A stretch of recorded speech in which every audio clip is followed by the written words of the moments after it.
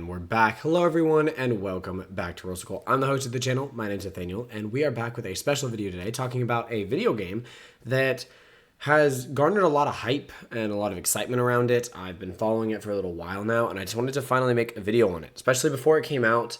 And I also just wanted to talk about what I think, the good things, the bad things, what people are saying, all the hype around it, and so on and so forth. So if you guys enjoy the videos here, make sure you leave a like, comment, subscribe. Any and all of it is greatly appreciated. And let's jump into everything exciting and everything a little worrying about Crimson Desert. So I found this article. I know a lot more than what this article kind of goes over, but this is the best thing that I could throw on screen for you guys while we talk about it. And I figured it'd be better to have something tangible than for this to just be me talking about it. So, Crimson Desert, everything we know so far. Crimson Desert finally has its release date set for March. It's coming out on March 19th.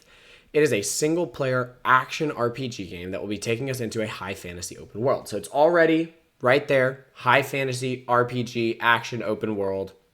Checking all the right boxes for me. So I'm just saying, checking all the right boxes. Now, Pearl Abyss, which is the people that are making this, it was first revealed back in 2019, brought to life on their proprietary Black Space engine, okay? This was supposed to be an MMO, a lot like Black Desert Online, okay? Which is what Pearl Abyss is kind of known for. They've made that most recently. It brings in tons of money for them, which has been a good thing because it's helped fund this project. But when people saw the trailers and the stuff that was in that game, they're like, hey, this looks less like an MMO and more like an action single-player game. And Pearl Abyss went, oh, I mean, is that something you guys would want? Because we could kind of shift gears and probably get it going in that direction, which it sounds like is what they're doing. So, brought to life on the proprietary Black Space engine, we've gotten a generous helping of fresh trailers for the exciting new game. They've done like these 3 overview trailers. I highly suggest you check all 3 of them out. And they go over like the world, the characters, and then the combat. And it is just insane what this game is attempting to bring to the table. So, from seeing more of its world to combat, which at times feels like a blend between Dragon's Dogma 2 meets The Witcher 3, we've also gotten more insight into the story, as well as the skills and abilities we'll be able to play with. With a release date now firmly set for March, you won't have to wait that much longer to dive into the action as protagonist Cliff McDuff. So as the launch date steadily approaches, get ready for everything that's in store with our overview. Okay, now, we do know that there's also 2 playable characters in addition to Cliff. Now, Cliff has been notably entitled the protagonist, so he is the main character in terms of story beats, but there are 2 other playable characters with different skill sets, different ways you can play with them for the open world stuff. Okay, release date March 19th, as revealed during September edition of Sony State of Play, previously slated to arrive in late 2025 with a release date window trailer that came during the Game Awards in 2024. The delay into 2026 was revealed during a Q2 earnings call. This isn't the first time the upcoming adventure had been pushed back. There are still a few weeks left of waiting, so in the meantime, you can read our best single-player games. Okay, cool. That's just an ad. All right. It will be coming to PC, PS5, and the series consoles. Now, I will say this much, okay? There is a lot of concern that it's not going to run great, because if you go and you watch some of the gameplay, this thing looks intense. And a lot of us are used to seeing Unreal Engine 5 and thinking, oh my God, if this was in Unreal Engine 5, like this is just straight up not going to work. Like this game just straight up is not going to function. It's going to run at like 10 FPS. The good news is they're running in that proprietary engine. So there is a good chance that it actually runs smoother. But as far as I'm aware, we don't actually have any news on exactly what frames it's going to be hitting. I'm hoping we get that pretty soon. Still waiting on a confirmation as whether or not it will be available on Game Pass or if it'll come to Switch 2. Given how Nintendo's new console can run some pretty heavy-duty games, it could easily be an upcoming Switch 2 game in our eyes. I don't know if I agree with that because we're questioning whether it's running on PS5, so I don't know if Switch 2 is really the best place for this.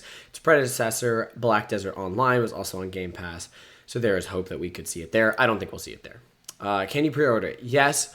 You can pre-order it. I am going to say this much as I'm excited for this game. This game looks great. I mean, look at this image. Oh my goodness. It's like everything we want in a game, right? High fantasy, open world, RPG. They've announced no microtransactions. I don't even know if that's in this article, but they've announced no microtransactions. Premium game for a premium price. And by premium price, I just mean you buy it once and then you have it. They aren't even charging $80 for this thing. They're going 70. So really good stuff. If you want to support that, you can pre-order, but hey, you never know. There are reasons to be skeptical. This game doesn't exactly get into how it ties all these systems together. There are insane systems. This seems like sandbox central, but is it just going to be a sandbox where we can go and do 1,000 different things, but there's not a lot of good, glue to keep it all together? Or is it going to be a really coherent game? I'm hoping for the latter, but obviously you're taking a chance if you pre-order. It was originally set to be a prequel to Black Desert Online, but during its development, they decided to make a single-player adventure with its own story. The upcoming RPG is set on the continent of Pywell. Again, there are 3 great videos to show you like what this game is really capable of. I wanted this to be a little bit quicker just so that you guys could hear about it, kind of make your own opinions, and then go do as much research as you really want to. But it has been described as a vast but divided continent that you'll have to travel as you take on the role of the mercenary Cliff McDuff.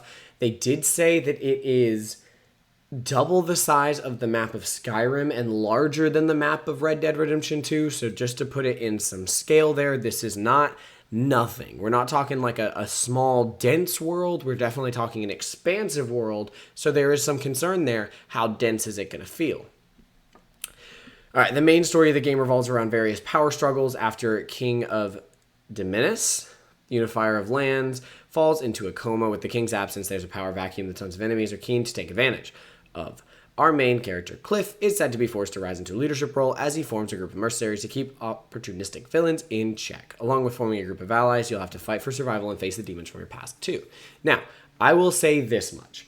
They have been very open and honest that this game focuses just as much or even more on world building, interaction with NPCs, sandbox style elements, as it does with story. So we're expecting maybe a good story at best. I would not expect a, jaw-dropping, twist at every turn, hooked you in from the very get-go and you just couldn't put it down level story. Never going to complain if we get that, but I do think that is one area they've already vocalized. Hey, by the way, this is going to be something that might not be the best portion of the game. So keep that in mind. We also know that Crimson Desert setting includes some mythical beasts, super excited for that, and plenty of different environments to explore as you make your way through the war-torn continent. There's one part in one of the trailers where they're just like flying around, they end up in this forest, and there's just like a tree village, and there's this tree dude walking around, and I'm just like, that's great. I love that there is mythical, not on the beaten path things that you can find around this world that make it feel lived in, that make it feel like you want to explore it. Like, this game is shaping up to be something quite monumental if it can pull all of this off. Some of the best adventure games with the fantasy setting. The most recent Crimson Desert trailer debuted at the PlayStation State of Play showcase on September 24, 2025. So this article was written before the 3 detailed things came out. So I might talk a little bit about what we've seen in those videos. Not only did it reveal the brand new release date, it gives a closer look at the protagonist. It shows a multitude of his fancy combo-based moves in combat. Now, as one person has said, this is not R1 light attack, R2 heavy attack with a dodge roll and parry mechanic combat. This is multiple combos, highly engaged. Multiple enemies will come at you at once. They will not come in one at a time. This isn't Arkham or Spider-Man in its combat style, which is going to be a good and a bad thing. It's going to take some knowing of its depths and complexity. I get English. Knowing of its depth and complexity that's going to allow for really high level combat, but also might level gate combat for some of those people that are struggling. So keep in mind, we've already seen with people that have gotten hands-on going, this game feels pretty clunky, it feels pretty complicated. I don't know whether or not that's just because they're being thrown into the middle of the game or because the game itself just straight up has a difficult, clunky control scheme. Typically with games that allow you to do so much, they run out of combinations, so they start having to do multiple button combinations, or when you hold this, then you press this, you wait this long and then press this thing, and that can get clunky and complicated. So we'll see how well they manage to pull that off. Against regular human enemies and the huge hulking bosses we've already seen in previews and past gameplay trailers. We have seen a lot of really cool bosses. If you don't like that stuff spoiled for you, I will try to show, as little of it that's on here as possible. You can go watch the trailers. They do show more of it in those, so just be warned. You're going to see some bosses, but man, do they look cool. I will not get into the specifics in case you're one of those people that just wants to make sure they go into this as spoiler-free as possible, but it does look like the regular combat could be pretty fun, but the boss combat, even people that have reviewed and not reviewed, but have gotten to try the game and have reviewed their trial, have said this combat system works immensely well for boss fights and feels epic and sensational within the boss fights. It all reinforces distinctly Witcher 3 mercenary monster fight vibe that drew so many of us to Crimson Desert to begin with. Now, I won't lie, this game has an almost like, I mean, it's coming from, I believe, a Korean studio, but kind of anime-y, sort of vibe to it. You see, there's the floating islands and all the particle effects and the way that he flies around. It did, at first, give me vibes of like, okay, well, I don't typically branch that far into the fantasy genre. I am typically more of the kind of like typical European high fantasy genre. But I gotta say, this seems like it does a really good blending of it. And I've actually been more excited about those elements because they're taking a lot of what I know I love and a lot of what I have the potential to love, but I've been a little scared to kind of take that step and get into that style of game. And this could really help bridge that gap if it manages to pull all of it off. With only a mere month at this point, wait before the full release, consider my appetite thoroughly whetted. The first Crimson Desert gameplay trailer, on the other hand, was released a while ago. It had a lot of sword swinging action. There is an entire one of their overviews. Of the 3, there's an entire one of them that is just about combat, talking about the different combos you can pull off, talking about the different weapon combinations you can use, the different skills and actions that you can use, and how it changes based on which of the 3 playable characters that you're using. This is quite the in-depth combat system, and I'm very excited for it. I'm very excited for something I can sink my teeth into, I can get better at, and I can know, okay, hours into this is going to pay off because I will be a more capable fighter because there was so much at my disposal. In the clip, we were able to see Macduff duck, dodge, and draw his sword against several enemies as he travels through Pywell. While the teaser gives us a look at the combat in the upcoming game, it also shows us stunning environments. The environments are insane, by the way. The draw distances, in one of the interviews, the actual marketing director said, pop-in is inevitable in open world games. The key is making it to where pop-in isn't noticeable and it doesn't take away from the gameplay experience. And I gotta say, if there's pop-in, I have not been noticing it, and what they've been showing, the draw distances and the vistas and just the way that the game looks is incredible. It is hearkened to that medieval fantasy look out and you see the trees and the mountains and an ancient ruin and you just go, I want to explore all of it, and I can go and do that with all of it. And there's complex systems with all of it, and I can get new items and equipment and abilities at all of it. If they can pull all of that off and make the world feel lived in with trade and NPCs that have routines and that are changing as the world changes. I mean, they are making some serious promises with this game that if they could pull this off, I think it could reshape what we think of as RPGs as a whole. And I'm very excited for that. Unlike Black Desert Online, an MMORPG, Crimson Desert is a single-player open-world adventure game. According to Pearl Abyss's website, the new game will also take notes from all the best RPGs that came before it, letting your choices and actions as a player affect the world around you and the overall story on Crimson Desert itself. Now, again, they did a story video, so I don't want to spoil too much about it if you're into the story, but just know it doesn't sound like this game's going to have as many different affectable outcomes as, say, a Baldur's Gate 3 or something like that. However, it is still going for that lived in, your actions have consequences and people react to what you have done way of those sorts of games. We've also seen that it might seem to have sort of a crime system. There's an NPC hiring system for your gang of mercenaries or whatever you want to call it. There's ways that you can interact with the world, fighting pits and going to taverns and playing different games. In the most recent trailer, they show an in-universe game that you can play that I assume that you can bet money on. There's an in-game economy where the prices of items fluctuate and you can track it over time. I mean, this is deep. This is deep in its complexity, and I am very excited for it. The mercenaries that you meet on your adventure all have their own unique backstories too, promising tons of stories to enjoy in between various battles with enemies. There's also an emphasis on action combat in Crimson Desert with 3 gameplay clips showing intense boss battles similar to those in Dragon Dogma 2, Dragon's Dogma 2, which I haven't actually played or seen that much about, so the comparisons to Dragon's Dogma 2, I really can't make comments on. And yes, you can also take down enemies while on horseback. It's not just horseback. We've seen other mounts in the game that look so much fun to play. There are even non-animal mounts, and I won't even get into too much unless they show that. But here's some blurry clip of a fight going down. But nonetheless, it looks really cool.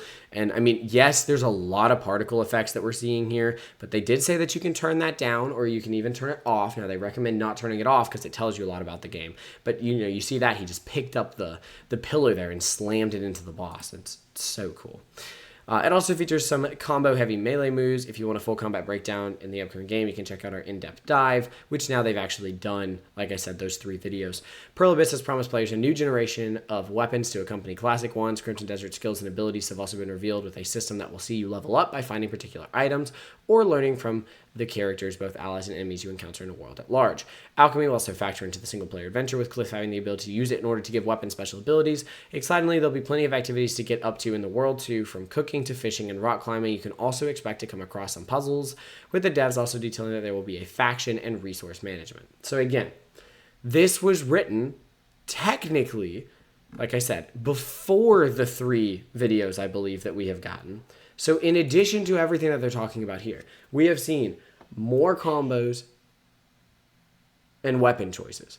We have seen more customizability in terms of how you can customize the character, in terms of how you can make them look, in terms of cosmetic options, in terms of who you can even play as and what that's going to open up. We've seen a better look at the world and the differences in environments and biomes and that sort of thing that you can find here. We've seen way more updates on the story and how rich it's going to be and what you're going to be able to do between the NPCs. We've seen how the world is supposed to feel lived in and how they're going to react to your actions, and how, like I said, there's an in-game economy and you can hire people. When you send them off to go do a project and build things, it takes time and they have to go and they actually do it, and it has stages of progression. It's not just blocked off and then eventually done. This world in game feels not only like a love letter to RPG fans, it feels like everything we've ever said we wanted or liked about different games attempting to come together in one. And I think that is both extremely exciting and a very good reason to be extremely skeptical. So where does that leave us off, right? Because I don't want to make this video too long. I've already been talking for almost 20 minutes, okay? I am extremely excited for this game. They have shown us more than most of the flops typically do, okay? They've shown us more than what we're used to seeing. They've been honest about what it is. They said no microtransactions, a premium product, and they mean it this time. At $70, buy it, you've paid for it, you deserve it, you should play it, you should enjoy it. I love that. They've talked about and shared what to expect, and they have leveled expectations. They go, no, not 3 protagonists, 1 protagonist, 3 playable characters with different skill sets that you can do some open world stuff with. Okay, great. I'm excited to play some open world stuff with them. We're at 3 now. And then 4. They have been very, very careful with what they're saying, not in a concerning way, but in a we do not want to overhype you way. So we're not going to talk about how the game's running right now because we're still working on optimization. Well, that's concerning, right? Because, oh no, they're not. Well, then they back that up and they go, but we do plan on pre-us shipping this out, getting it out to someone like Digital Foundry or something like that so that they can do a full in-depth deep dive into how this runs. We just don't want to put a number on it before we're done. Fair. I can't argue with that. I think that's totally fair.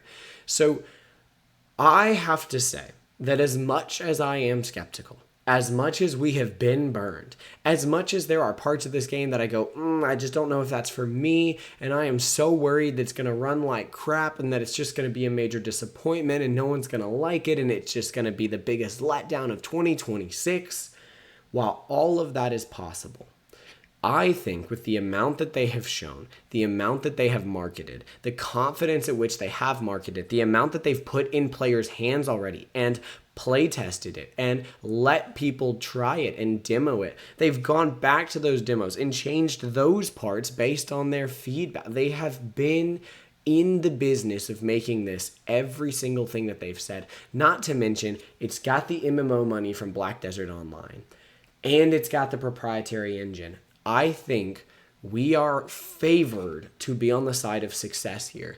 And I truly believe this could be my and a lot of gamers' game of the year. This could be the high fantasy RPG open world sandbox with at least a decent story we have been waiting for so long. The future of Elder Scrolls, if you will, the future of The Witcher, all of the things that we love about these games in the culmination of its own game with new characters and lore to learn.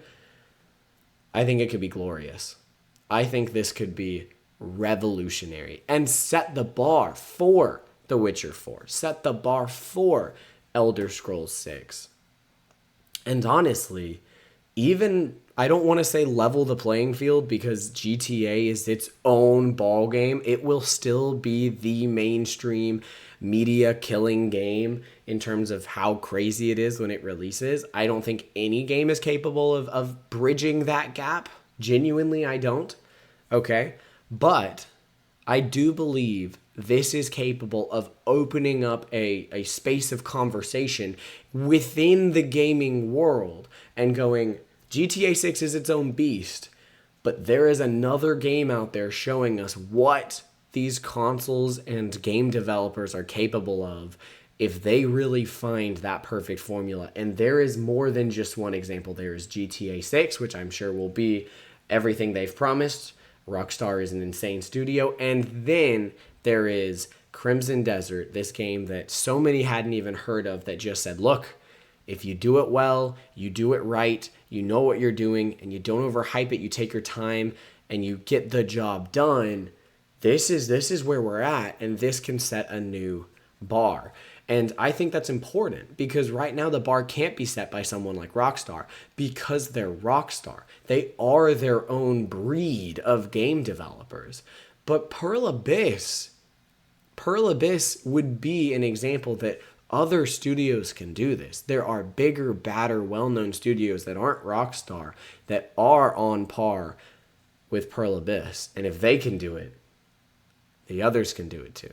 So that's where I'm at. I'm excited for this game. Is it enough for me to pre-order? The answer is no, but mainly because I know I'm not going to be able to play it on release. It's coming out at the end of spring break here. I have about 2 to 3 days before I go back to teaching, and I just want more time before I dive into the game, so it's likely a summertime game by the time I get around to it, which will let us make a review and talk about what we're seeing and how people are interpreting it. And maybe, like I said, I'm on the side of favorability, but I do know there is a chance that it goes poorly, so we will know by then, and obviously I can avoid the purchase if it's a bad idea. I really don't condone pre-ordering pretty much anything unless you've yourself gotten your hands on it and you know that you're going to enjoy it or something along those lines. You know, there may be another reason you want to support the team, whatever it might be.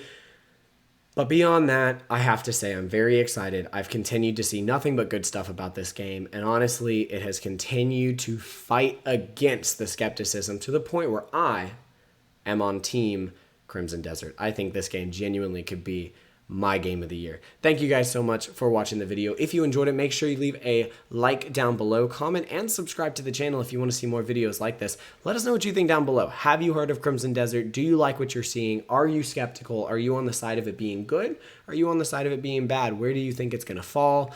And of course, we'll see you guys in whatever comes next. Until then, may those rolls be ever in your favor. We'll see you guys next time.